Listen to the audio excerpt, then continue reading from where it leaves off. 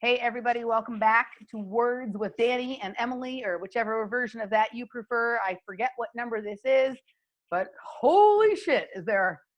It's simultaneously like either there's nothing to say or there's a lot to talk about. So, since we're both chatty little Jews, we're going to get there's a lot to say, a lot to talk about. Yeah.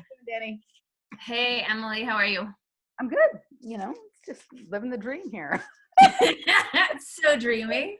Right. So dreamy. So, okay. So we were supposed to record on Monday, but like oddly, right when we were supposed to record, like I've been having this issue with Zoom on my other computer that like I can go on and like schedule meetings and stuff, but when I try and actually open the meeting, it just keeps spinning the connect thing.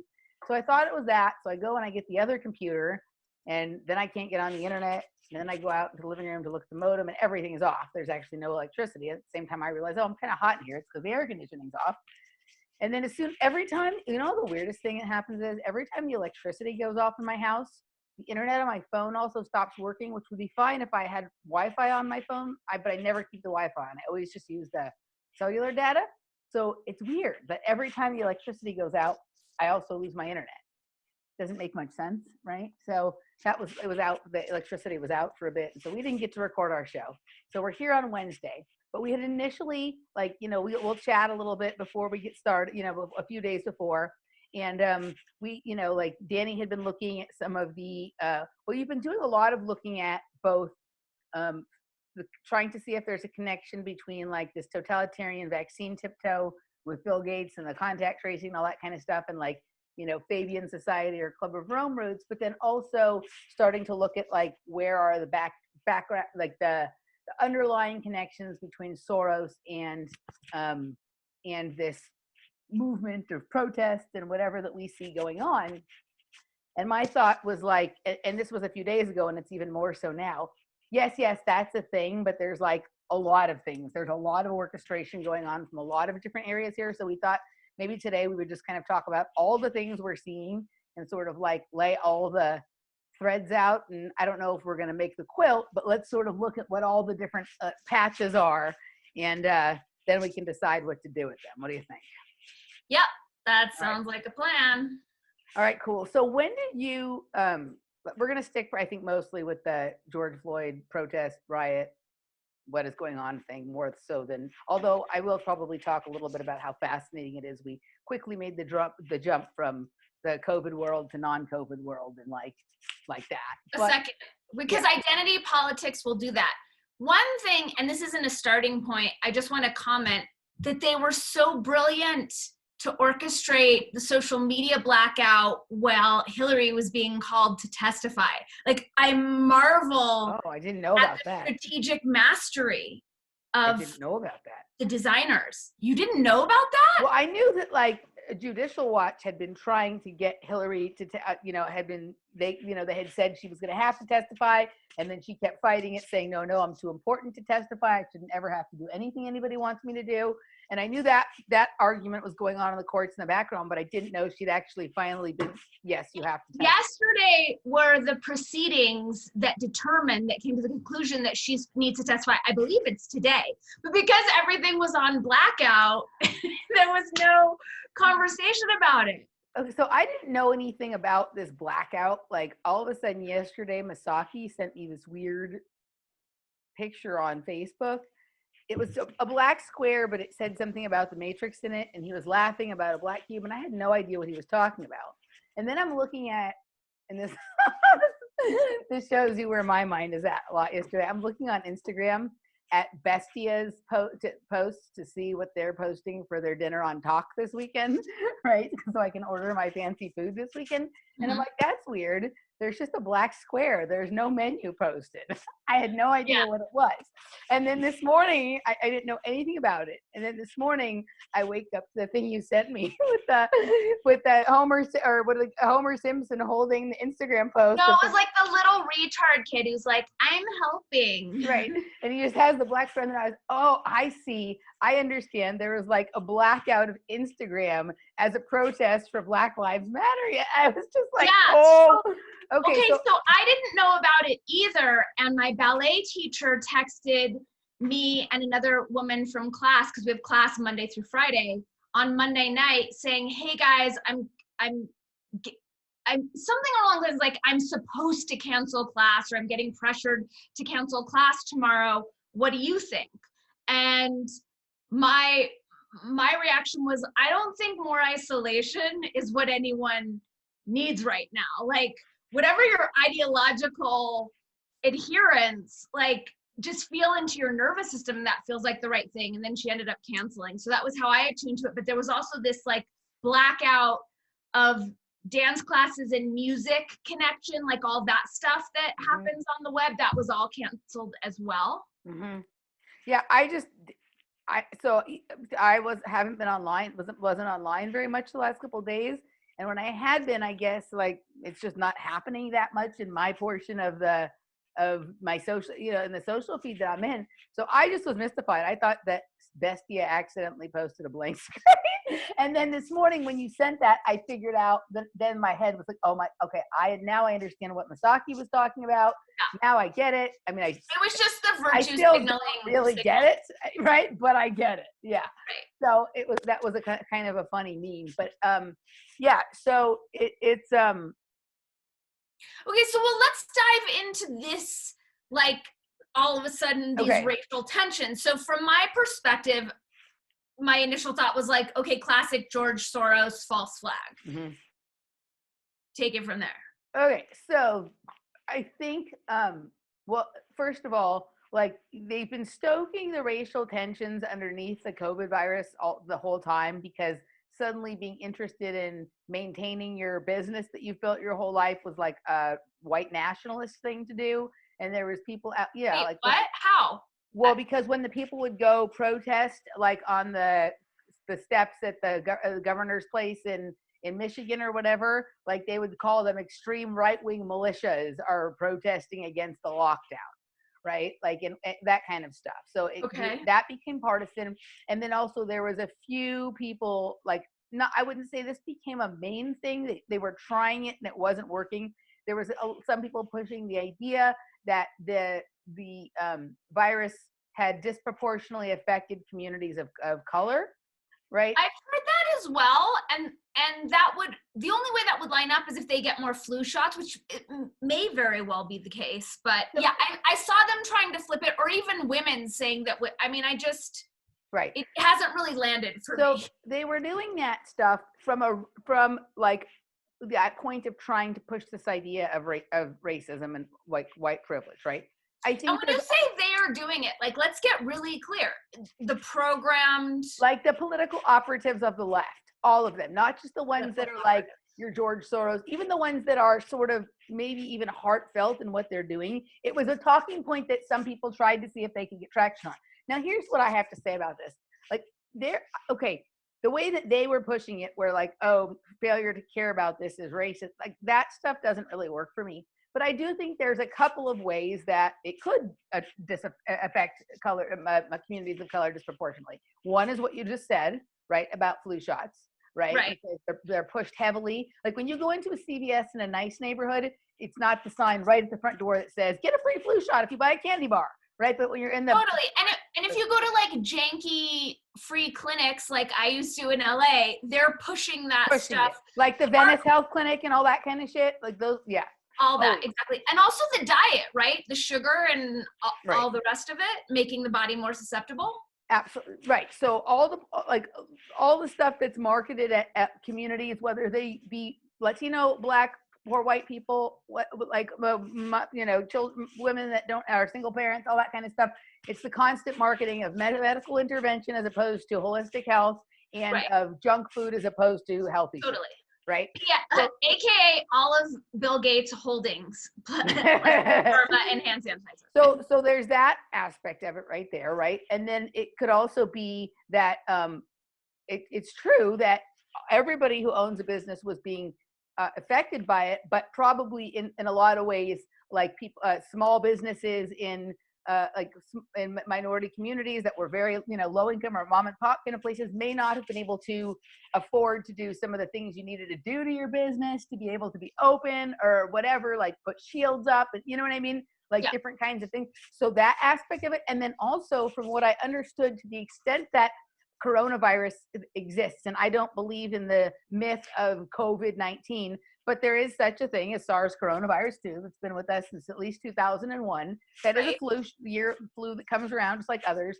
And that was created. That was man-made. That was created. Most of them are. A lot, at this point, most of what we're dealing with either was totally created or has been hybridized, engineered, or experimented with in a way that is not that created. They use it also for amplification, for therapies and creation. So all sorts of stuff is going on. But to the extent that it exists, whether it's organic or inorganic, it does seem to affect certain blood types more than others. And sometimes blood types can line up with ethnicity, race, that kind of stuff, right? So like one of the things that came out pretty early on was that B blood types were less susceptible, right? So and that's A's and blood types that typically were like with Asian people or sometimes with Black people or whatever were more susceptible, right, to that. And there's white people with those too, but like there's people of all different races of different kinds of blood types, but some tend to be more in certain races, ethnicities, or cultures, right? So to that extent, I could see that there was an argument there, but that wasn't the one that was being made. The one that was being made was the same one that's made for all of the other, identity politics perceptions of everything, right? So I think the George Soros thing here, and this goes to I didn't learn this during the COVID-19 nonsense, but it became abundantly clear to me during the first half of this year that they intentionally put these people out there like Bill Gates and George Soros. I've known this for a long time, but I really saw how it worked this year, and even before the coronavirus thing started, that they would rather us all focus in on one bad guy and dogpile there, right? Because then you can work the thing about, oh, poor this guy, everybody is piling on him, but also it detracts from the methods overall that are being used, right? What's happening behind the scenes that isn't so obvious. These people are the front men for a reason. They're the scapegoats, right? They're going to be the scapegoat, or they're the people that they just don't care if everybody points at them. And responsibility is not being there's a lot of other people responsible for a lot of other stuff besides these characters that are the front men that are either getting away scot-free, but people are also just not understanding all of the mechanisms, all the levers of power, all of the organizations, all of the kinds of falsifications of evidence and authority that are used in these situations. So what are a few that come to mind that people aren't paying attention to, but that you see as driving this? So people always just want to go and point to George Soros on the left, the Koch brothers on the right, right? And when it comes to health stuff, the Bill Gates kind of thing, right? There's a lot of other people involved, most importantly, governments themselves, right? That's the whole thing is a lot of these people end up creating cover for government involvements in things, right? And also for these sort of huge branches and tree, the George Soros sits in one spot, and then there's all these connections that he has to governments and to other kinds of organizations, right? And so people fail to see that it's a system, it's a network, as opposed to just one person doing evil things. You and I may know that because we're nuanced in the way our brain works, but if we don't actually explain all those little things to people, then they just think, oh, we're just saying things about bad things about Bill Gates or bad things about George Soros, and these people have done a lot of good in the world and blah blah blah. It just becomes a thing about character, a particular character, right? Rather than the systemic issue of how is it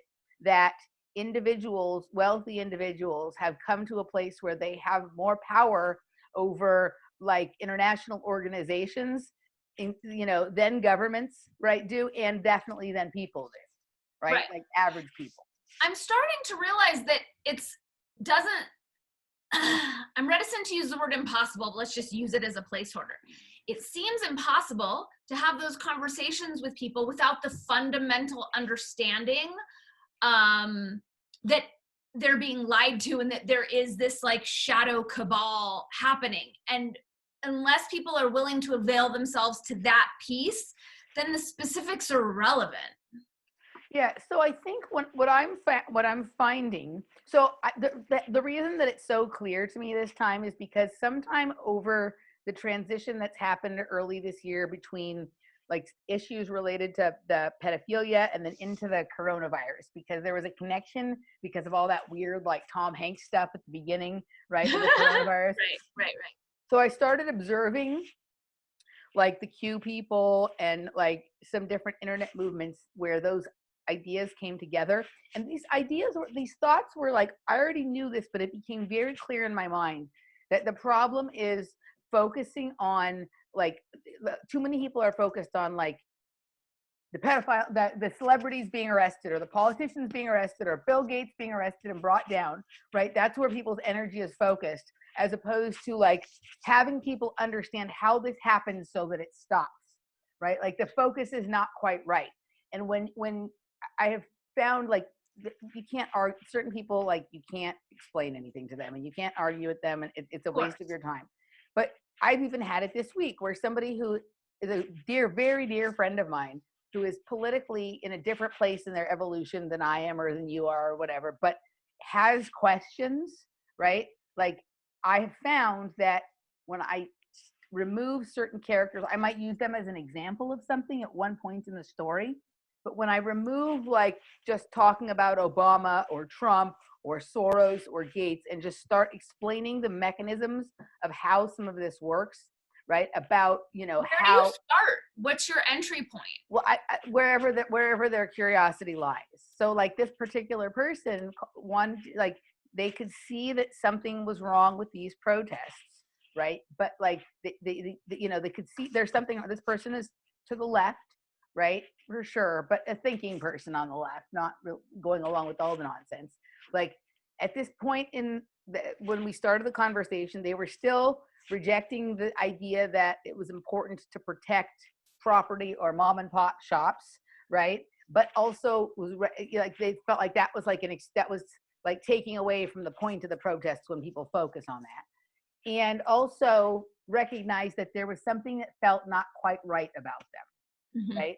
And so this person trusts me and respects my opinion even when we disagree, is willing to.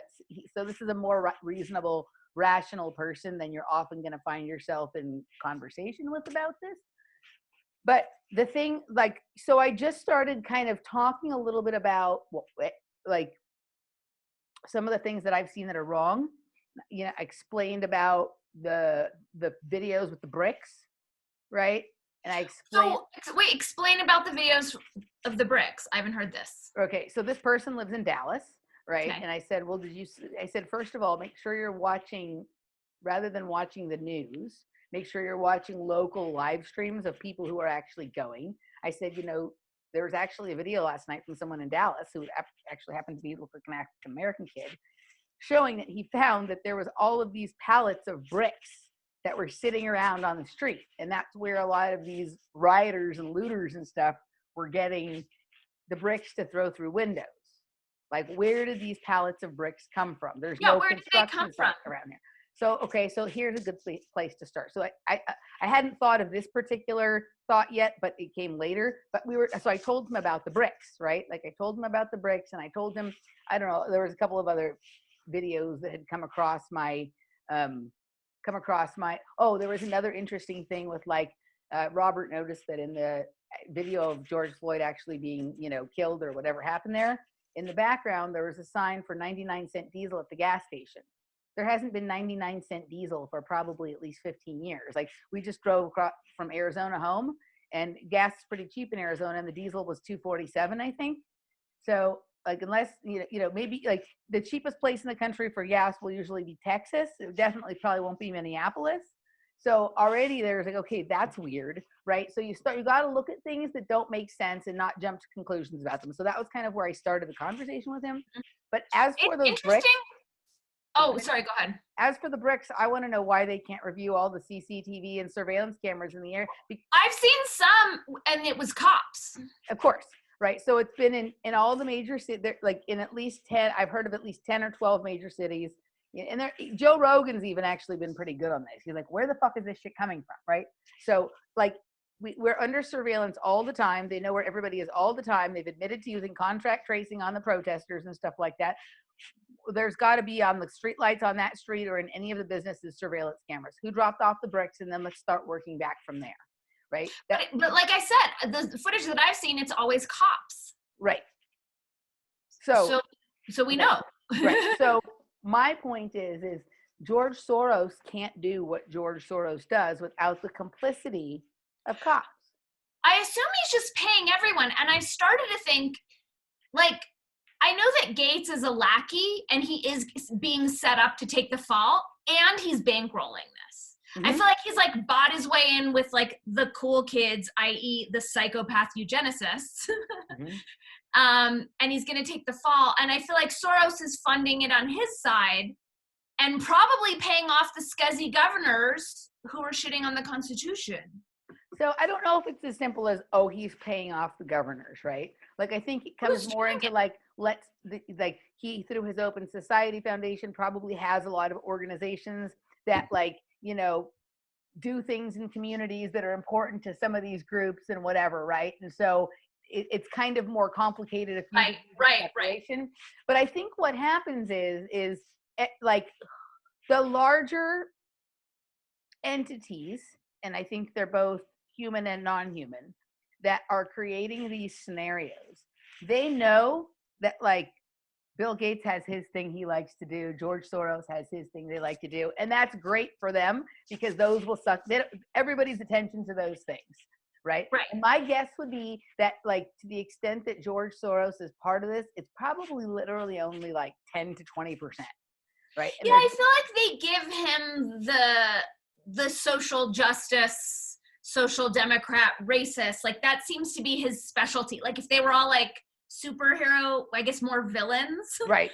Like that's Bill Gates has his, George Soros has his on the right. There's the Koch brothers, and there's a few others like, you know, Warren Buffett sort of sits that like center left kind of thing. The Clintons, are they like? The Clintons do the things that they like. And there's a lot of this stuff, right? Like there's tons of these kinds of organizations and people and whatnot. Like Robert's good at pulling up some of the ones that are like a little bit more obscure. But what's going on here is more like, this is a perfect conflagration of like a lot of things, right? So what it really is there has been looting and going on that nobody's been talking about, and that looting just happened during the coronavirus crisis. We were all looted, right? Like basically, like, you know, if you listen to like David Martin, he talks about how he started talking about it back in 2001 or after 2001. That all of these events are really to cover up the fact that pension funds and all of our, like, you know, social welfare programs that we have paid into as tax-paying citizens have all been looted and are not going to be there for us when we may need to collect on them, whether these be pensions for retirement or Social Security or Medicare or welfare or whatever it is. That all this money has been given, you know, like looted, right? And so they create these events so that when people look back and they're, you know, wondering why they don't have anything, it's not, they don't see, oh, because the bankster stole it from me. It's because of COVID-19, coronavirus, right? Or because of coronavirus, or in this case, well, the looting. That narrative is reliant upon this current system sustaining itself. It doesn't seem like that's going to happen. Right, I don't feel like we have even another year, right? No, but that means people are not going to have the money that they thought they were going to have. I mean, no one's going to have anything that we think. Right, the whole thing's going to flip. It's not like 5 years ago running out of Social Security. It's the whole thing's going to be obliterated. Right, but the wealthy people still are going to have money, because just like happened last time with the financial crisis, it's been a little differently orchestrated, but there's been a lot of corporations and billionaires that have profited hugely off of the, you know, the coronavirus crisis. So those people are going to have all their money, right? They're not going to be out of money. The people are going to be out of money, and when the people go, 5 years from now or 10 years from now, or even possibly 6 weeks from now, when they're, you know, penniless on the street, they're going to think that it's either because of coronavirus or because of these riots and looting. And they're not recognize that what it was because this whole thing was orchestrated, right? Then that's kind of the crux of all of David Martin's work that he's doing on this, that this is an orchestration and a mind control program to distract people away from the actual looting and have them think that there's a reason why their life sucks. And that reason was 9/11. That reason was the financial crisis of 2008. That reason was COVID, or that reason now is this, right? I haven't heard him say that yet about this situation. So that happens on the big scale, but then like even on the smaller scale, right? And so you have this situation where now everybody's been cooped up in their house for months, right? And like whether you believe it's a real thing or not, even the most ardent believers in coronavirus have gotten to a certain point of fatigue, right? And, you know, there was one check for $1,200 months ago. There hasn't been anything like that really since. I know there's some people that are on, getting payments based on unemployment or whatever, but there hasn't really been much more financial movement for the people. It's all been bailouts to the corporations and things like that. And so, and it's getting hot outside, right? And so the powder keg was like pretty full. And then you have this situation that, like, for a second, like, I'm going to take my conspiratorial hat off in terms of like what this actually was that happened. And let's just go with that. It happened, and people's outrage is righteous. Because if that's exactly what happened, then on a certain level, some of the outrage is righteous. And you have for like a couple of days or like a day or two, like reasonable behavior around it. You know what I mean? And then all of a sudden, like it switches, right? It turns into something sort of different. And then like, do you ever look at, I just look at the front page of Drudge Report. I hardly ever read any of the articles. I just look at it to get like a download on what they say is happening, right? And it went from literally like 75% of the articles every day being about coronavirus to there only being one article about coronavirus in the course of a day or two, and there being 200 articles about the cities and everything on fire. So do you think they're doing that to shove like 6666 through and distract us from that, the whole vax thing that's happening? I think the coronavirus narrative was collapsing. Like, I think, there was starting to be more and more evidence that whatever this is a widespread thing, it's not very deadly, right? And that. Do you think it's done? So did you hear that report that there's some of the high medical people in Italy who've worked on this from the beginning are saying that at a clinical level, the coronavirus no longer exists? Right? Is that getting play? Is the mainstream paying attention? Not much. Right. But even in the days before that, like CDC put out something like, right, literally the day before it got really crazy, that was saying that the mortality rate was 0.004, which is like something like 1 person in 1,000 who gets it. Right.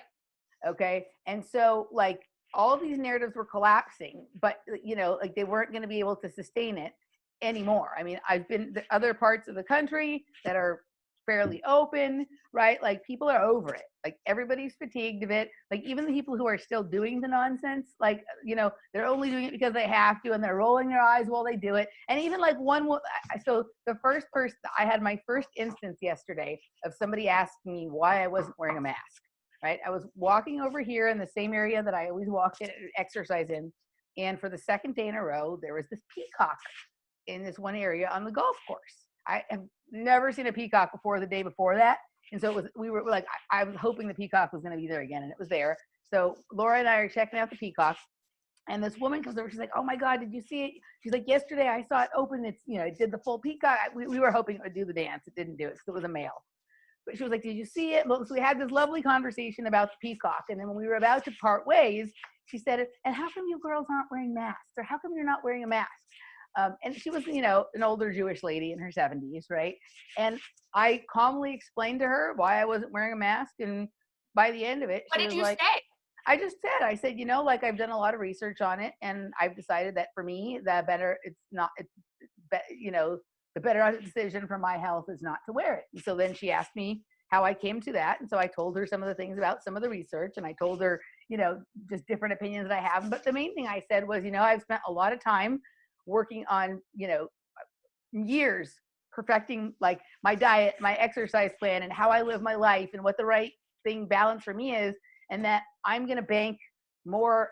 To me, I'm going to bank on that rather than on what some corrupt politicians or heads of, pharmaceutical companies who have political or financial profit motives, what they have to say about it. And I told her about how Anthony Fauci had been the person who, really screwed up the whole AIDS debacle and created all this pain and suffering for millions of people and this and that and whatever. And by the end of the conversation, she was kind of like, okay, she didn't ask in a scolding manner. She more really seemed to be asking out of curiosity. And by the end, we had a reasonable conversation about it. You know what I mean?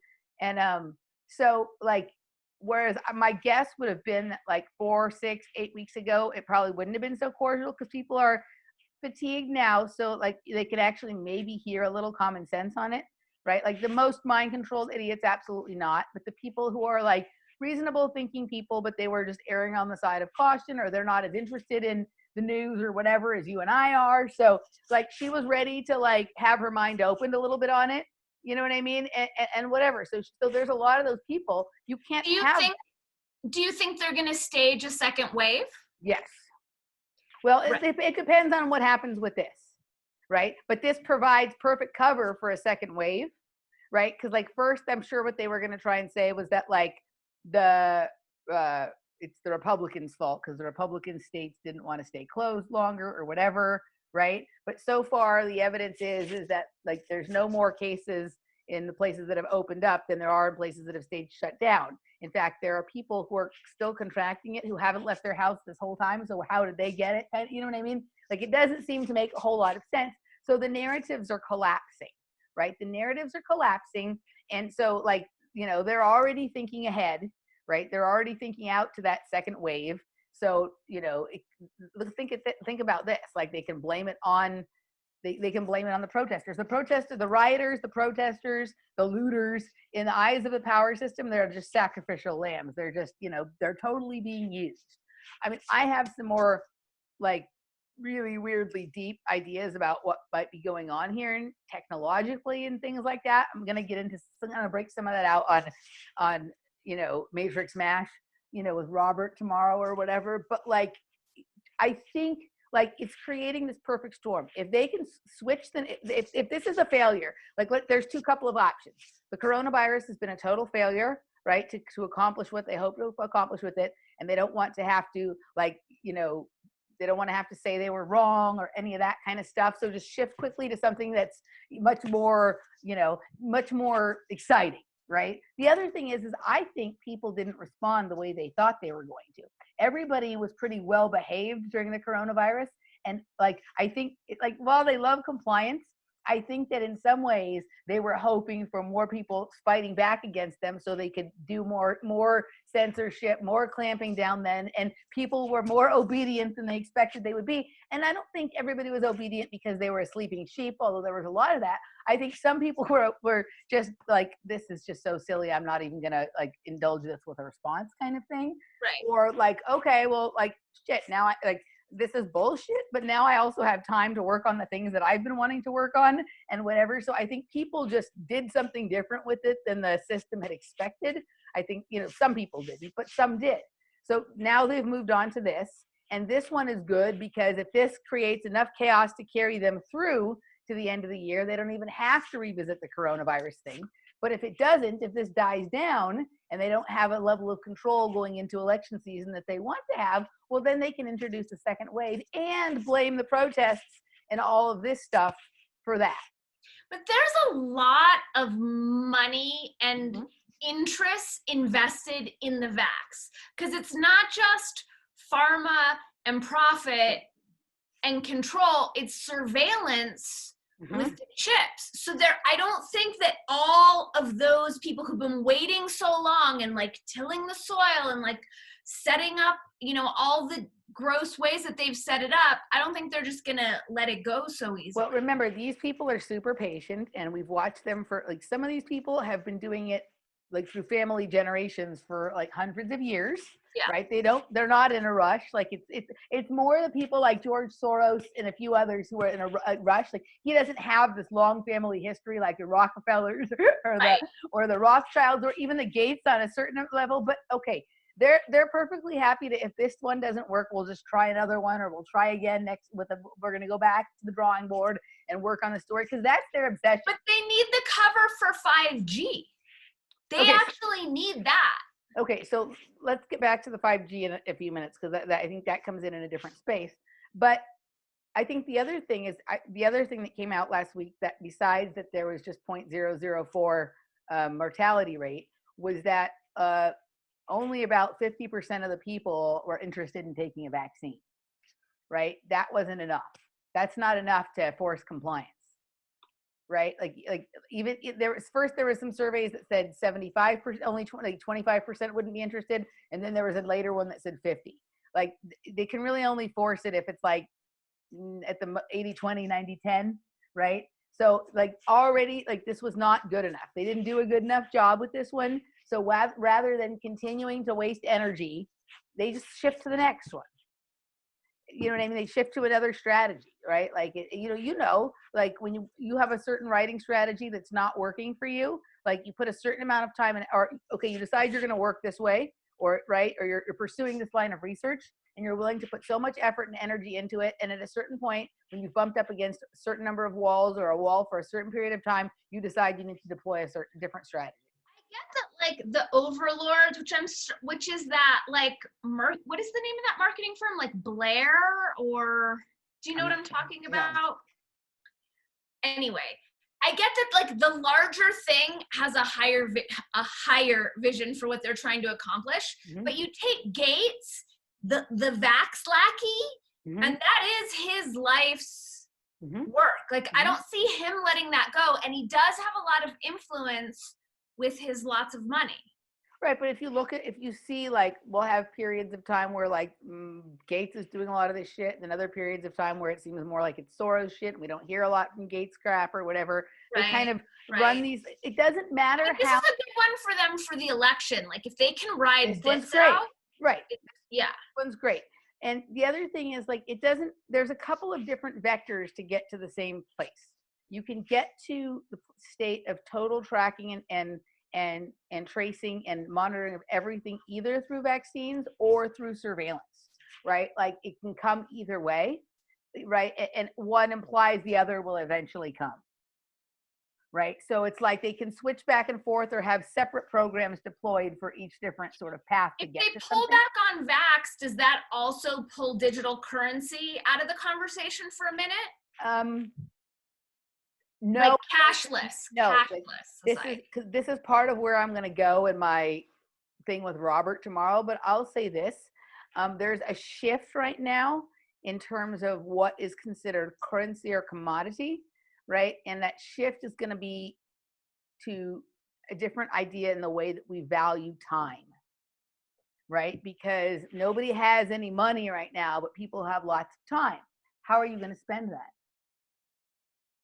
The new currency is to be able to manipulate time. Like if you've watched some of the things, have you seen, like, okay, there was the whole thing about a lot of apps updated and then they had to like reset them back a week, right? Like I'll send you the thing that Jeff sent me, right? Like they literally, like a week or so after some apps had updated, like some new software came in the iPhone, and then they had to go back and preset the apps to like a week before. Like it's almost like they deleted a week of time from the app updates. And then Laura noticed she was updating some of the apps on her phone the other day, and the YouTube one said it fixed bugs, this and that, and also repaired the space-time continuum, etc., etc. What? Yes. So we're now so we are now we've been dealing with this for a long time, but they're ready to announce, even if it's just under the radar where no one notices. I'll send it to you, the thing that manipulating time is now like, that's the new game.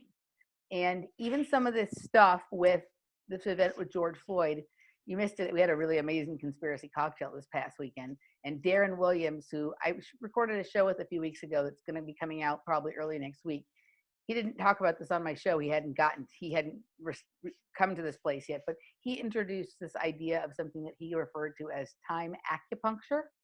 And I was like, oh man. And it's basically like having an awareness that something is coming and like getting out ahead of it, almost like simulating an event before it comes to act as the energy release to either to prevent it from happening, right? So you make a fake event to prevent some real event that might be worse from happening. But that can also go the other way. You could use time acupuncture to generate an event happening before it's, you know what I mean? To generate something that was going to happen, but somebody stopped it. You can use it to force it. And I mean, I'll have to have him back on the show so he can better lay out his theory on this. But this is going to be the whole new thing that we're going to be seeing. We're going to be seeing fucking around with technology to basically like go forward in time and back in time. You see it, it's been happening with YouTube videos, right?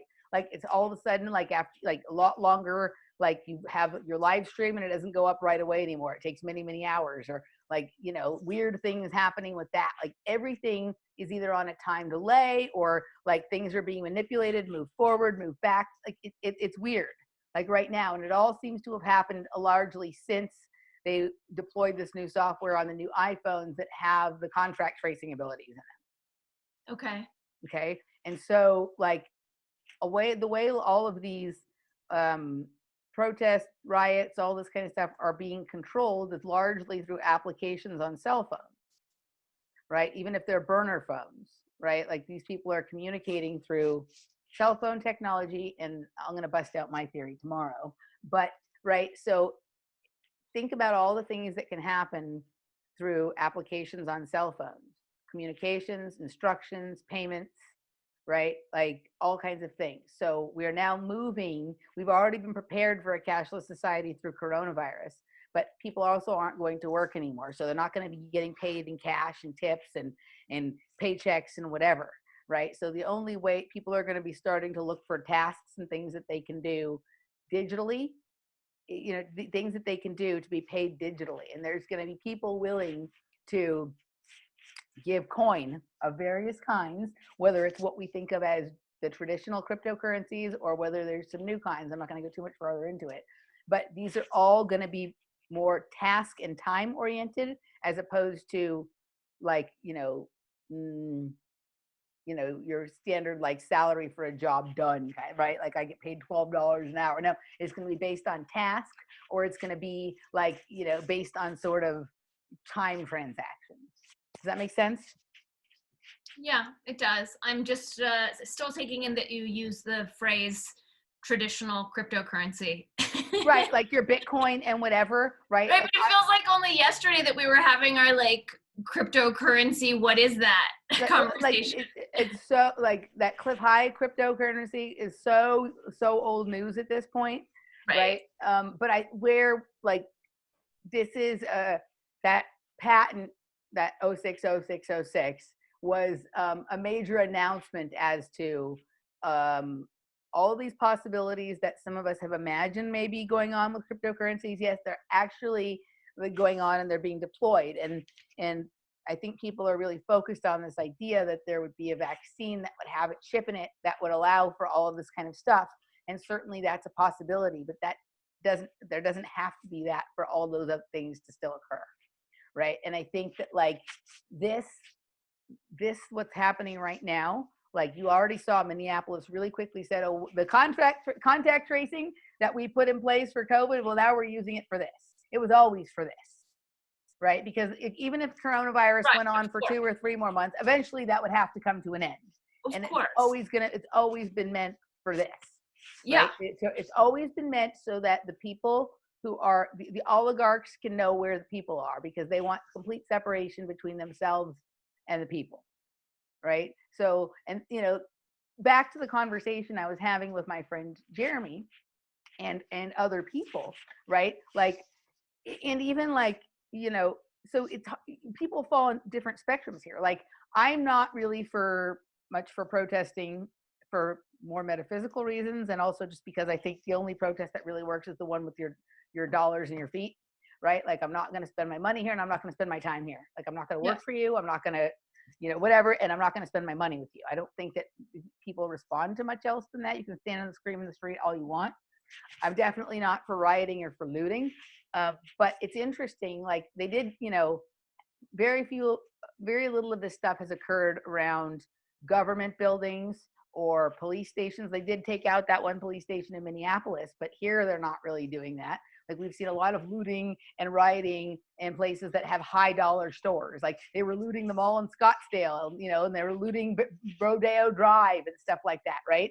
Why are they going to retail stores that are like, why aren't they going to government, politicians' homes? Or if you are going to go after retail, because there's an argument that could be made about corporatism and whatnot, why are you not going to the headquarters? Or why, you know, why are you looting mom and pop shops, right? Like it doesn't make sense.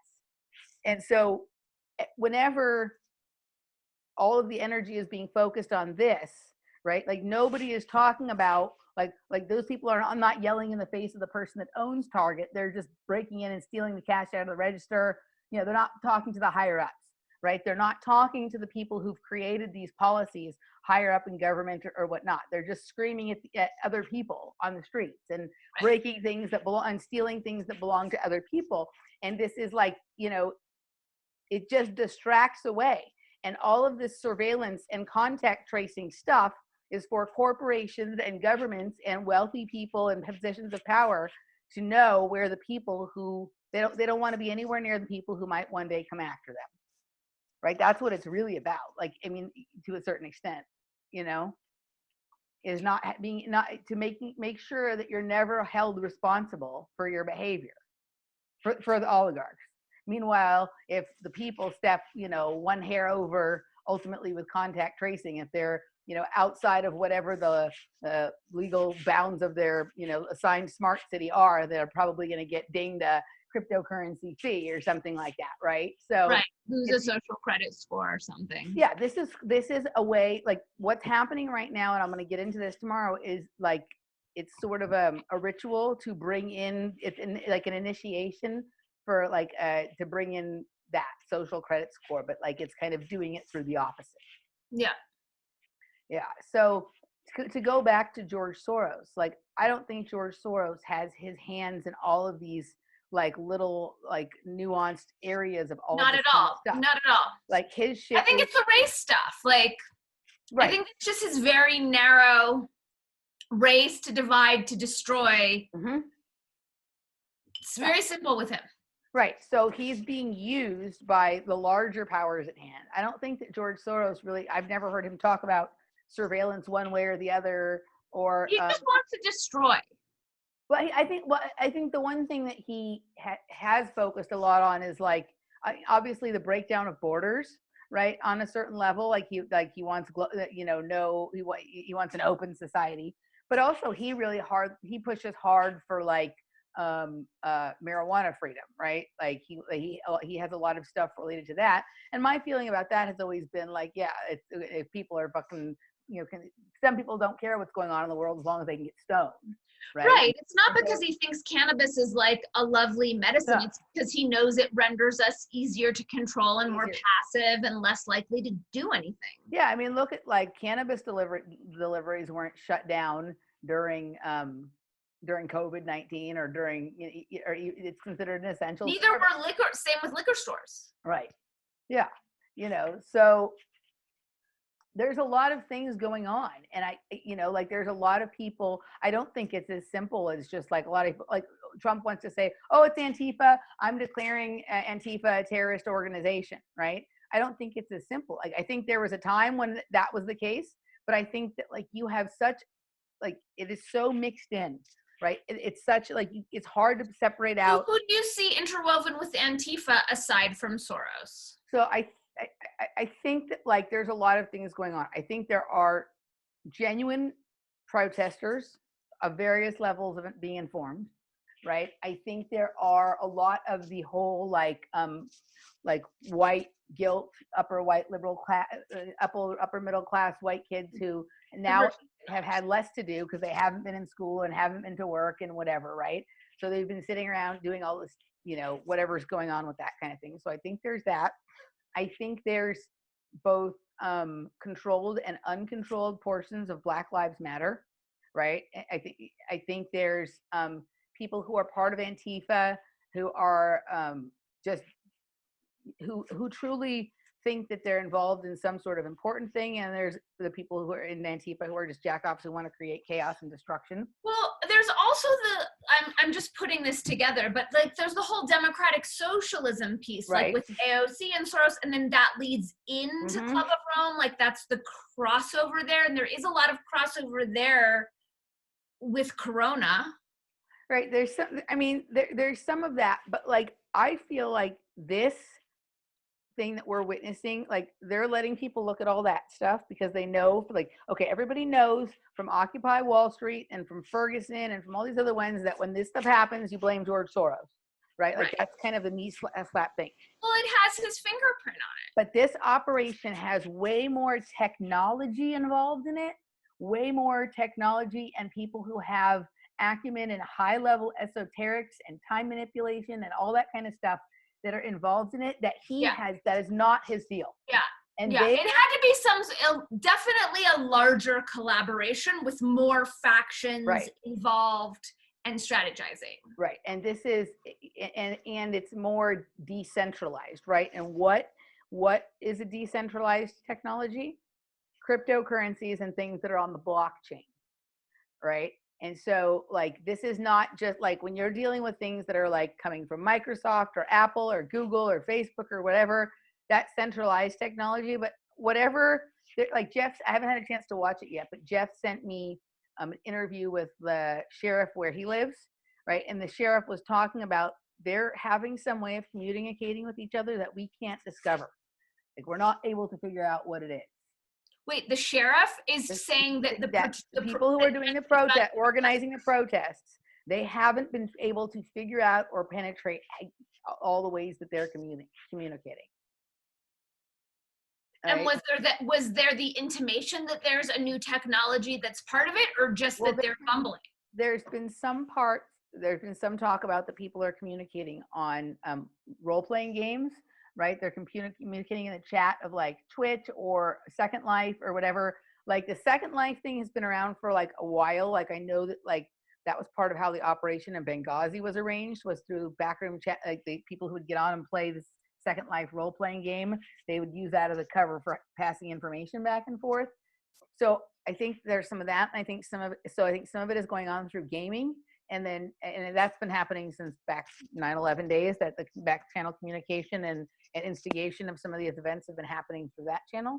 But I think also like there's a possibility of different kinds of mesh nets. Is there an internet that we're not aware of? Is there, like we always talk about, why hasn't somebody created cell phone technology that isn't, that is, not, so insecure, right? That like that is outside of T-Mobile or all these people. Where is Musk playing into this? Because he has having this like oddly patriotic pushback that I didn't see coming from him. Does he have something to do with this technology? I don't know. I mean, like he has, the Starlink thing went up during this whole kind of coronavirus thing, which is supposed to be the 5G from satellites. Right. I don't know. He's been pretty quiet the last few weeks. Like it seemed like his outrage was just over how coronavirus was affecting his ability to do what he wanted and make money. We haven't really heard, at least I haven't heard much from him during this last week with all of this kind of stuff going on. He's been more focused on his SpaceX launch, right? Yeah. Which at first I heard failed and then I heard succeeded. I don't know which thing is true. I don't know, whatever. So there's a million things going on here, right? How we got into the whole conversation before about the blackout on Instagram or a social media blackout was about the Hillary Clinton thing. And you see, like, while I've known that that's been something going on in the background for a couple months, I had no idea that was going on yesterday or today, or that any decisions had been made about that. So right now there is so much stuff happening, and there is apparently no news other than riots and maybe one or two stories on coronavirus, and that's it. So everything is blacked out. Right. So like, that's the whole, and there's, like, I'm seeing a lot of weird stuff happen. I'm seeing some things happen that I think are really good things. I'm seeing some things that are happening that I think are actually. What are the good things that you're seeing? Okay. So there's been all this virtue signaling in the last 24 hours based on the blackout thing, right? Like I get emails from this website called The Infatuation that is mostly about like restaurants and things like that, right? And like they sent out like a very virtue signaling, annoying kind of email that was, you know, talking about how they're going to change everything they do to focus more on diversity and blah, blah, blah. And it was like, okay, like the point of this is really about like food, you know, kind of things. There's a little bit of other social stuff on there. So like, this isn't really a social identity politics place. And it was just odd. It felt too forced to me. It didn't feel in any way natural. Today they sent out like a list of Black-owned restaurants that you can order from during this period of time. Okay, that was How is interesting. that not bigotry though? Like So they've never done it before. They do write a lot of articles about Asian restaurants and a lot of articles about Mexican restaurants. There, but I haven't.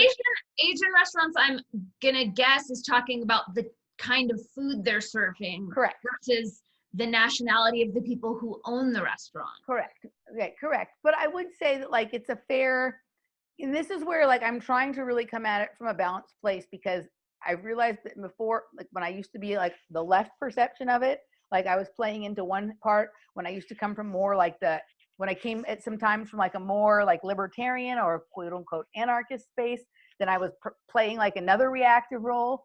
And I'm trying to look at it from both sides. Okay, so it's true. Like one of the things that's been super duper popular, like in Los Angeles and everywhere else for like over a year now, has been like these fried chicken sandwiches, right? And like sort of modernized takes on soul food, right? Okay. Spicy fried chicken, Nashville hot chicken, and whatever. And these are things that like come from Southern culture and largely from Black culture. And there has never really been much discussion about that in the write-ups about food. Whereas when we talk about Asian food, we generally talk about the fact that Asian people have something to do with it, right? So I can see, okay, it was kind of fine. I think it was kind of okay what they did today. I didn't appreciate the letter that I got yesterday that talked about how they were going to switch all this stuff and focus on this and did all this virtue signaling. I was like, today, okay, like actually, like a few weeks ago, Laura and I were like, we feel like having some fried chicken. Like I would have liked to have had this list a few weeks ago. You know what I mean? But okay, so I had less of a I feel like there's some things that feel okay. Like one, I did get, I've been horrified at some of the communications I've been getting from people in the dance music community having to do with coronavirus, right? Like it's literally like, just do what you're told and shut up. And I am really offended by that. But there was something that came out yesterday from some of those same people. And this, I can say that there's some factual value in this, right? That like it's important to support some of these inner city communities that are having strife right now because techno is Black music. It is like techno originally comes from, you know, from Detroit and whatnot. And it comes from that. And some of these inner cities are being destroyed and we want to honor this music. So it's important to support these communities. It wasn't necessarily saying that like you have to support protesters or businesses or looters or whatever, but it was like drawing attention to the fact that like, this is the background of this music. And I felt like, okay, like that felt not as gross to me as some of the other things that I felt. It isn't something that I would do or want to, you know, or whatever, but it didn't feel you're having a response to it. So let's hear. I don't know. I'm trying to sort my way through this as well. But yeah. I hear what you're saying, and it's like I admire, like you're choosing to take the high road and you're choosing to honor approving of the people who are sending these things, and I honor all of that. And it's social engineering to virtue signal in a way that is amplifying attention on shallow identifiers that create more fragmentation. So while I see that you're connecting to like the honorable intentions, I can't pretend that it's not a giant gross separation identity engineering sham. It is. It's a giant gross that it is that. But within that, like I'm trying to also assess each individual action and being like, is this just totally gross, or is there any foundation in this? Right. Well, here's why it's gross, because it's all like emotional, ideological, narrative manipulation to control our behavior, and we really do have bigger fish to fry. Totally. Yeah. Like, take everything else off the table. We still have ID 2020 coming. We still have the surveillance state in 5G. Like, there really are more pressing things. And I don't say that to discount the pain and anguish of you know, a people that was enslaved and treated like shit. It's not about that. It's just about the distraction and the way that we're being manipulated So to play into this. I totally agree with what you're saying about that. And I'm also I'm looking at people's actions and going, okay, is this just complete nonsense, total virtue signaling or complete obedience? Or is there any like level of truth to this that also needs to be kind of acknowledged, and then also, but this, right? Like, but we should be supporting every community and small business took a hit these past all of them, and I'm not going to elevate any race over another. I agree with you. Everyone needs our help. Yeah. So. Well, I do like it is, you know, sometimes I'm also looking at like the thing online where like a lot of people are doing this thing that is like, I'm just explaining here like some of the interaction that I'm getting, and like, no, I appreciate it, and I appreciate that these are things that like the truth is like a lot of people who appreciate like certain kinds of art, music, culture, whatever, they never pay any attention to where it comes from. They just like the way it sounds or the way it looks. And sometimes when there's things going on, and this could go for any kind of crisis that was happening, like it is good to draw people's attention to the fact that, hey, what you like comes from here. You know what I mean? So just ignoring it is not, you know, not great. The other thing I've seen going on is like a lot of people, like you've seen that whole story with like Joe Biden's surrogates are donating money to the bail fund. Do you know what I'm talking about? No. Okay, so like people who work for the Joe Biden campaign have been raising money to get people who have been arrested during this, you know, rioting, whatever kind of thing, out of jail, right? And that was the first time I heard of it. And then people, including somebody close to me, have been posting on Facebook, oh, you should donate to this and so bail fund, right? I haven't seen any, like, so I thought that was interesting. I've been looking at that going, okay, people are doing that, but like, is there anyone out there who's like, is there a fund for people who have either lost their business from the BS coronavirus nonsense or because their shit was looted, right? Like, you know what I mean? Like, I'm looking to see if there's like a balance on the other side, or if it's just sort of all one way. I don't know. It is all one way. I mean, so many people have lost their businesses. Yeah. Before this Michigas happened, it's been like 8 days of this. Like entire economies have crumbled, and those people need our help. But now, because their skin is not the color that we're being told to now elevate, it's I mean, it's just silliness. I feel like we're being played. We are. And I understand the mechanisms at play are big and loud and unfair. But I don't want to enable the engineering. No, I mean, I understand that. Yeah, it just feels like I'm dishonoring truth and the Constitution and all those other things, you know? Yeah, I don't know. Like, I don't know if I care about the Constitution anymore. I care in a big way. Yeah. You know what I mean? Like, I some of the things, the ideals from the Constitution I care about, but you know what I mean? Like, I don't know. But I guess for me, I mean, what about the First Amendment? You and I have big mouths. Like, thank God we grew up in this country with the First Amendment, which allowed us to develop our big giant mouths. Right. So I guess for me, like, I would just look at that as the ideal of freedom of speech. Sure, I like that it's good that we have a constitution and that people's focus on how important that came about because of that. You know, but I guess for me, I just have at this point such disdain for government at all that like anything associated with it, I'm just like, eh. And also there's a lot of people out there that think that the Constitution is what gives us our freedom of speech. And that is like that's not true. No, right? Protects our God-given right. freedom. So, yeah. So like the misperception, sometimes I get frustrated with the whole Constitution thing because people think that gives us stuff. I mean, if you get annoyed because people don't understand what's going on, as someone who does, it's not just limited to people who don't understand that the Constitution doesn't give them their freedom of speech. But I mean, at this point, like, that's just amongst all of the other things for me. At this point, I guess what I'm, like, we are here and we're living in this world with people who apparently can't see what you and I see, right? And I spent a lot of time, and I was thinking about this when I was getting ready for the show today, and I was like, in the shower and whatnot. I spent a lot of time really trying to like rail against that and show people and explain to people and hit them over the head with stuff. And like, I spent a lot of years like being really, really like miserable and frustrated and unhappy doing that. And I still believe what I believe. Like, I still think most of the same things that you think. And I also recognize that we're in a world with a lot of people who can't seem to get it, right? And it's complicated because a lot of these are people who we love, people who we have socialized with, people who we've had bonding experiences in the past. And so I'm like in this place where I'm pulling back and kind of looking at like, where is this person coming from?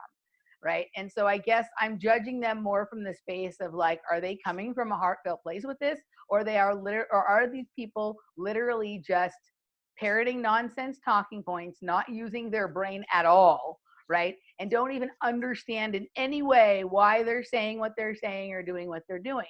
So I'm using like a different set of assessment tools and how I engage with people. It doesn't like change what my perception, my perception of what's going on right now with this is so weird and fucking far out there, and probably like there's moments when I can get my head around it, and then if I step back from it for a second, I almost get confused by my own idea, and then I have to step back in. Same, right? totally the So same. like I think there's going to be like we've heard this forever in like all of these like sort of metaphysical and spiritual and more political and whatever kinds of things that you and I have read for many years. In fact, I'm reading a book that's one of your favorites right now. Two books that are your favorites right now. I'm in the middle of Right Use of Will and Gene Keys. What? Both Yeah. of them? I'm in both of them. And even I'm not far enough in Gene Keys yet to say anything intelligent about it. Like I'm only, I just started, but I am far enough to Right Use of Will to say that like it is talking about a lot of this separation that's happening, right? Like there's going to be, some people are going to stay with the program and others are not, or some people are going to be able to handle what's coming on Earth and some people aren't. And this is all part of that, right? And like, the people who can't get it, they're going to get another chance to come back and do it again, right? And maybe they'll get something that was said to them by you or by me this time around will stick in their genetic memory, and they'll on the next time around, like they'll get it, right? Yeah. It does seem to be that this is a recycling machine, and there's no limit to how many times you can come back. You know what I mean? It does seem that seems to be a feature of this, and so like. Like I'm trying, I'm getting more in that space. Like I can't argue with my dad anymore. I can't argue with my sister anymore. No. And like, I can't, like, I'm completely willing to call out people from my community, even at sometimes great expense to myself, when they do stuff that is absolutely bullshit nonsense, right? And I also feel like it's really important and fair to when I do think that there was something said or an action taken that is like maybe semi-appropriate or seems heartfelt, even if it is somehow related to the larger bullshit narrative and structure that's being hoisted upon us, right? To differentiate between something that is fair and heartfelt and something that is just total absolutely caca nonsense. Yeah. Right. And, because I think that like for a couple of reasons. If it's true, that's what's most important, right? If the thing that they're saying is true, even if it is that happens to be at this moment in service of this other thing, it's important to acknowledge truth, but also like recognizing when someone is speaking to you from their heart or is taking an action that is coming from a more organic place helps to build up a line of communication for when they are ready to ask the bigger question, right? Like, then you're a person that they can still come to instead of someone who just trashed everything that they did. Yeah, totally. So yeah, this is a huge shit show. The other thing is like, and I'm going to talk about this a little bit again with Robert, but I like to go through some of these things with multiple people because everyone has a different perspective. Did you catch right at the very beginning of this? Like there's been a couple of, it's still under the radar, but there's been a couple of things that are like, to me, are signaling that like the next mind control program for people who can't see, who can't get over their belief in the political system, is the Jesse Ventura program. Have you seen any of that stuff? Mm-mm. Yeah, there was a couple specials with him on RT right at the very beginning of this. And Jimmy Dore talked about it. There's this whole movement to draft Jesse Ventura to run as the Green Party candidate for president. He was the mayor of Minneapolis and the governor of Minnesota, right? And he was a Navy SEAL, and he's, been all this stuff, right? Like, but I've sort of seen him being groomed as like a release valve on the left, right? Kind of a similar way that like Ron Paul was maybe, whatever on the right. Yeah, like in the couple of days, and there's all this activity around Minnesota, which is like a weird place, right? So it's like, is Klobuchar going to be chosen as the vice president, right? Is that going to be the way that Minnesota connects into the political thing? Or is it going to be that Jesse Ventura is the Green Party candidate and he has enough name recognition to actually become part of the conversation? Yeah. And then will we have a game show host, a worldwide wrestling person, and a man with dementia having a conversation at the debates in the fall, right? So it's still, I've been kind of looking into that sort of synchronicity a little bit that I think is interesting. Yeah. Mm-hmm. So, all the things are like, there's like all the narratives are possible right now. I haven't seen any single idea that somebody has put forth as a possible explanation for this disproven. Yeah, it's all except for the idea that this is just organic and just about that one is not. That's not a real thing. That's a conspiracy. Well, I think that there's probably like a couple of people, like I'm sure that like a handful of people were standing there and saw something, right? And what the fuck, right? Or like saw it on the news that day. If that's the case, then why didn't it happen in real time? Why did it take 5 days? That's true. That's a good point. You know what I mean? And that's, it gets as simple. And just we can go here for the conspiratorial joy of the sort of end of the show type time, right? Like if you look at the picture of the guy with his knee on. I won't look at it. Chauvin, and then you look at the picture that is like the picture that they say is that person from like a picture somewhere else. They don't like, there's not matching marks, like situations on their face. Well, we've seen it so many times. I've seen things like the cop has a different hairline, and I didn't look at the, so many people sent me the original video. I don't want it in my consciousness. I haven't watched it either. I don't want to see it. And it's like with all the false flags, like maybe it happened, maybe it didn't happen. Well, that was my point. Like, I hope it didn't, because it sounds like it was terrible. I just picked that one because that's the most obvious one that we've been trained to look at when we're taking expenses. Like, does a person look like, right? So to your point yesterday, right? A couple of things like, so Laura's niece the other somehow accidentally saw, she's like 6 or something like that, saw the video of this happening and is like super disturbed by it, right? So like, that's not good. But then it's the whole thing, like we got into the conversation last night, is like, what's more damaging to a people's psyche? Like not necessarily a little girl, but like the country, the people in general, right? That happened. That's awful if that happened, or that it didn't happen like that. Like that it was somehow like orchestrated or fake or whatever. And that like people believed that it was. Which one is more damaging? Well, first of all, even if it happened, it was still staged. If it happened and it was a ritual sacrifice, it was still set up with the camera. I've seen other footage of similar things that was like the exact same camera setups with the same stuff in the background. Mm-hmm. Did you see? I haven't watched any videos of it, so yeah. No, I haven't seen any videos of that, but it was, I want to say it was like Truth Stream Media's Santa Claus. I saw that came up in my feed a couple weeks ago, but I never watched it. Their videos are too long for me most of the time. I love their work. It was only like 25 minutes. Okay, I'll go take a look. And it speaks to, it's so interesting. It was like prophetic as far as like, yes, whether our government would go through so many machinations to fake something to manipulate us. Like, yes. And can the psyche handle that? It's all different manipulations. One, I would prefer that they would understand the truth of how they're being manipulated than like the other emotional manipulation of seeing this ritual sacrifice. They're Right. both terrible. They're both cruel Yeah. and sadistic and not fair. Yeah.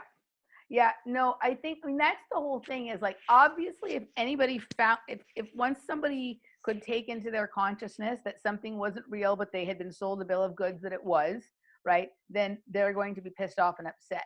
But it is, I wonder who found this fact about this interesting, unique characteristic about human beings, that it's easier to fool them than to convince them that they've been fooled, right? Like that's the whole, like it is a unique feature of like, you know, humans. I mean, I guess there's probably other animals and stuff that do it and whatever, because rats keep going into the traps and things. I guess they only have to go in once or whatever, right? But like, it is so fascinating how like people will defend their captors to the death. Oh yeah. I mean, we're strange people. That they're, you know, like, and you know, we were talking about the whole, I did a show with Sophia last week, and, you know, and so I was, whenever I do a show with Sophia, for some reason, Sandy Hook is on my mind a little bit because she made one of the best videos about that. But it's just kind of like, okay, so like there's one school of thought that when you find out that some of the shootings are fake, that should be yay. That's like a relief. Like those people aren't dead. That's wonderful. But then but people still believe they are, which does more damage than if it had actually, you know what I mean? So it's just like. But I don't know that damage is the right word. Like, I hear what you're saying. Does it shock the more psyche? Of an insult is it to the traumatic? But I think ultimately it does them more good than harm to know the truth, because then they have a chance to be liberated. I think this goes, and I'm glad to have seen, and I'm glad that Robert and I and you and I have been talking about this person for many more months before, but a lot of people are picking up on the Yuri Bezmenov aspect to this, the demoralization. Yep. I think that's the whole thing. I think that thing where people are believing something that isn't true, right? Like that, we all believe things that aren't true, but this kind of stuff like this, where like people get mad at you when you introduce the possibility that maybe this didn't happen, like that upsets them more than the idea that it did somehow, like that they've right? Like that goes to like this complete dissonance and demoralization. And I think that, like, I watched a good video the other day that was talking about how we're really in stage 3 of his, I forget what the 4 stages are, but there's like the initial, like, misinformation, demoralization, right? And then we're at this crisis point, like we're somewhere in between the crisis point and then just the fold over into the new completely mind-controlled idiot universe that comes out of it. You know what I mean? But I wonder where Mr. Bezmenov is now. I think he lives here and he's still alive, but it'd be interesting if somebody could find that man and interview him. Totally. I don't know. You're the woman to do it. I don't know. So I think that we just have to keep watching this. And I think that I think that it seems too obvious to look at the George Soros angle. Did you watch the James Corbett show on the 4-part series on Bill Gates? Yes. Okay. So I think the most important thing, and I heard him interviewed on it afterwards, and that he wound up his thing was that the most important takeaway from this is not that like Bill Gates is bad or that he should be arrested or whatever. It's that this is the way it works. This is the way a person this is the way a system disguises criminality as philanthropy, and the way that this is all worked out to be funneled in this direction. And so I think that, like, you know, he's been looking at Bill Gates and doing research on Bill Gates and saying things about Bill Gates for probably 10 years now or more. And so, like, looking at that wide spectrum angle, he's come to that same kind of conclusion that I said came to before. He was doing it just in the spectrum of Bill Gates there. But I think we need to like look at this and for a minute resist. We know that George Soros has his paws in his little part of this, right? And for a second, like, stop looking at like which person and just look at all the things that are funny. Yeah, all exactly. The things look that are at funny. The larger weave of the whole thing. Do you know who Neil Sanders is? No. Okay, he is great. He researches mind control. He wrote an interesting book about Charles Manson, but he did a lot of research on the whole Cambridge Analytica thing. Okay. Right? But he went really far and he created like a map that connects nice. to all. Go to his thing. That's what we need. I feel like if there's a visual map that connects everything, that's digestible, not like the crazy Q or Great Awakening ones. I think it would go a long way in helping people understand. What Neil Sanders has done, and I haven't had a chance to look into it as deeply as Randy did, right? But you can go to his website, and some of his information is free and some is not, but the map is always there. And as he finds more connections, he adds to the map. Nice. So even if you don't have time to like dig into the minutia of everything, like every time he adds a piece, the map, there's a line, a connection, a whatever, right? So I think that like, rather than just focusing on like one thing that is a central hub, really start to look at all that kind of stuff. And then we're going to start to have a better idea of like what's holistically really going on here. Because like, no matter how true the Bill Gates or the George Soros thing is, it's old news at this point. And the more time that we spend focusing on that, we're missing whatever the new injection of ideas and technology are that are backing this whole thing.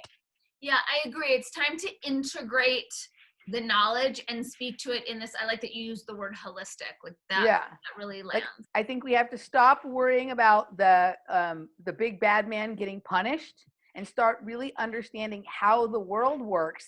So then we can decide whether we want to participate in that roadway or not, that Silk Road or that whatever, right? Like if we see it as a map, then we can decide which connections we want to be involved in which road, right? I think we just have to see everything. I don't think we can help the people that insist on not having nuance in their thought. No, if they're insistent on it. If they want to understand it, but they don't, and they're willing to try and learn, or if they've like figured out how to have it in one area but haven't figured out how to have it in another area, maybe those people can be helped with that. But a lot of people just don't want to, and I think we just have to let that naturally happen, like the natural like falling away of something, like when something sheds its skin, like the annual whatever. We just have to become okay with that. We have to become okay that like some people are going one way and others are going another way, and is like and allow that separation. Maybe what's on the other side of this is a situation where there are places that you can go if you want to be in the matrix and places you can't, but there's going to be a whole other economy and world that pops up based on the people who don't want to do that, right? Like there's got to be an entire market that's going to open up for holistic healthcare providers that don't make you wear a mask to come into the office, that get treated, that don't make you get your temperature taken, right? That don't make you sign a bunch of bullshit nonsense, right? There's going to be people who don't want to do that. So there's going to be people who, are going to need to offer those services. There are going to be towns, like that's one of the things I'm keeping my eye on, like is like, do little towns pop up that are kind of like outlaw towns?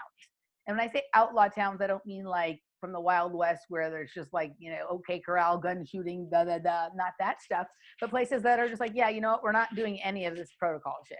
I went to Truth or Consequences over the weekend, and there was this thrift store that was open that had been open the whole time. Mm-hmm. And the hot spring that I went to was open the whole time, and it was just normal, and it was a miracle. Yeah. So I think I think there's going to be places that sort of pop up like that can become, destinations for people to spend time, who want, so I think it's just like, instead of fighting or resisting everything that's happening, and I don't mean roll over and go along with the program, but instead of like spending a lot of time explaining to people while something is bad, like, okay, I'm happy to explain it if you want to know, but really like, I'm going to go over here and look at like, this is the way we need to go. Yeah, right? Totally. Yeah. So anywho, with that said, we wanted to announce, are we done? Do we have anything else you wanted to sort of bring up? Okay. So one of the things that we've been working on is we're going to do something called Red Pill Salon. Dani enlightened me to the fact that she gets a lot of like requests or questions or whatever from people who like want to help waking up or want to understand some of this stuff that's going on, but don't, and they need to catch up quickly or whatever. So we kind of came up with this idea, or Dani sort of came up with the idea, but then we sort of grew it together, of what's called a Red Pill Salon. And we are going to be offering that for people. It's for like one person, or for like, like if a person wants to learn about how some of these things happen, or how some of these events are conducted, or different angles to look at or whatever, not be told by us what's true and what's not true, but really be more told like how to start like pull back and holistically look at a situation. Or if it's like a couple people, if it's like someone and their mom or a couple or like small. Mm-hmm. Yeah, like sometimes like you might have like a sister or a parent that you're trying to explain to them what's going on here because you're trying to help wake them up or whatever, but it's hard because you're emotionally attached to explain in any kind of clear manner, or maybe you don't even have a full understanding of it, but something is off. So we're going to be offering these red pill salons for anybody who would like to do that, where we kind of you could pick a situation or a circumstance and we help you to sort of walk through it and assess the information. And then you guys can decide at the end what is true or what is not true. Because waking up isn't about everybody agreeing about everything. And as you can see, Dani and I don't know you. Right? There's different ways to look at information. And I think the most important thing is that people start questioning things and start looking at information from a non-emotional standpoint. You can add your emotion into it when you start to like develop what your response is going to be. But if you try and assess information from an emotional place, it's almost impossible. Yeah.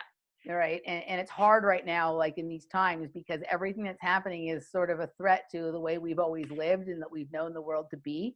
So it's natural to have an emotional response to it. I certainly did when I found out that we had been lied to about everything. And it took many, many, many, many years before I was able to come to any kind of terms with it, to have anything that even remotely resembled like a normal or healthy life. So if we can help people along in the process, then we'd like to do that. Anything else you wanted to say about that, Dani? No, it's going to be super fun. I think if there are like holes in people's lexicon, like wanting to understand about like the IMF and money and the World Bank, or if there's like a specific section, or I have so many people asking me like, yeah, all that makes sense, but like the person delivering it likes Trump or whatever right. It is. Mm-hmm. Yeah, it'll be fun to play. And we're working it out. It's an experiment at this point. It's an experiment. So if you're interested in this, contact us. It would be sort of a different scenario in every situation, sort of based on what people want to talk about. And if it's just one person or a small group of people, but we're out there to sort of help you try and make sense a little bit of what's going on in a more personal one-on-one kind of situation. I think we're past the, I was having a conversation with John Brisson the other day, and we were talking about like, the last period was like the age of information, and now we're into the age of discernment, right? So like the constant consumption of information has got to come to an end, and what people really need to work on is their discernment, or their ability to separate what is true from what is not, right? Or what information is important from what is not. And so I think that like just only making videos where there's never any interaction like was more for the information age, whereas now like actually having contact between people whose information you appreciate or you want to understand more from or whatever, like that's like the next evolution with all of this kind of stuff. Like I'm way more into the interaction with listeners and patrons and all that kind of stuff now. Yeah, I'm more interested in that than like making videos that get hundreds of thousands of views or whatever, So anyway, Red Pill Salon, find her at DaniKatz.com. You can find me on Facebook at Emily Moyer, technobrat21@gmail.com. We'll see you next time, guys. Bye.